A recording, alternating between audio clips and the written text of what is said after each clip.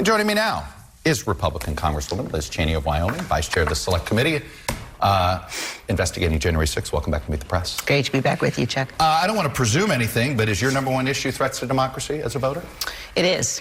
I think that when you look at the extent to which we're facing challenges now that threaten to unravel the institutions and structures of our election system and process, that is the basis and the foundation on which we can have all of these other debates. So it absolutely is the #1 issue. On the Wyoming ballot, we know of at least 2 election deniers. The woman that defeated you in the primary and a gentleman by the name of Chuck Gray running for Secretary of State. I assume they did not earn your vote? No, they will not. And I think no one of any party should be voting for people who are election deniers. And I think we have to be clear what it means to be an election denier. It means, in the case, for example, of Kari Lake and Mark Finchem in Arizona, they have both said, we've looked at all of the facts, we've looked at the results of the election in 2020, we've looked at the law, we've looked at the fact that the courts all ruled against Donald Trump, we've looked at the audits and the recounts.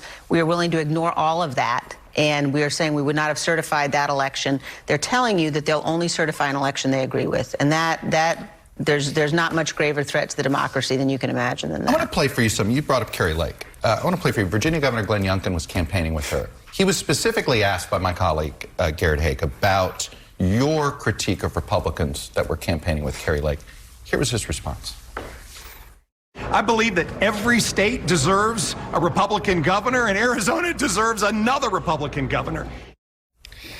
A lot of Republicans in the last 3 weeks that I would describe as empathetic to what you've been doing have suddenly found themselves deciding, hey, party over country. What do you make of those decisions? You know, I think they are really indefensible decisions. And, you know, I've said I think that Glenn Youngkin has done a good job as governor of Virginia. But nobody should be out advocating for the election of people who will not honor the sanctity of our elections process. And, you know, people who do that are, in fact, putting politics ahead of the Constitution and ahead of the country. I've noticed Dan Cox is the Republican nominee in Maryland. It's been pretty easy for Republicans to ignore him. It seems like it's been harder for them to ignore Kari Lake in Arizona, battleground state. Even we've seen some even campaign with Doug Mastriano in Pennsylvania. This win it, whatever it takes to win, winning trumps everything. How do you blow that up in the party? Well, I think you've got to remind people that everybody has an obligation to defend the Constitution, an obligation to do what's right. And so right now you've got a lot of Republicans in particular. Democrats do the same thing. It just happens that our candidates are more dangerous right now.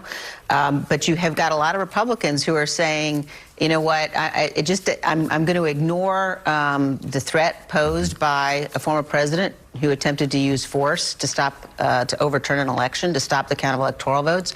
I'm going to ignore that. I'm going to ignore these people who embrace him. I'm going to ignore the danger, and I'm just going to focus on the near term. Is the Republican Party going to prevail? Why do you think more Republicans can't look? I just came back from Georgia. Brad Raffensperger, the Secretary of State, Brian Kemp, the governor, both beat back Trump challenges. Now, they didn't use anti-Trump rhetoric to do it, but they won. And they look like they're going to be in better shape.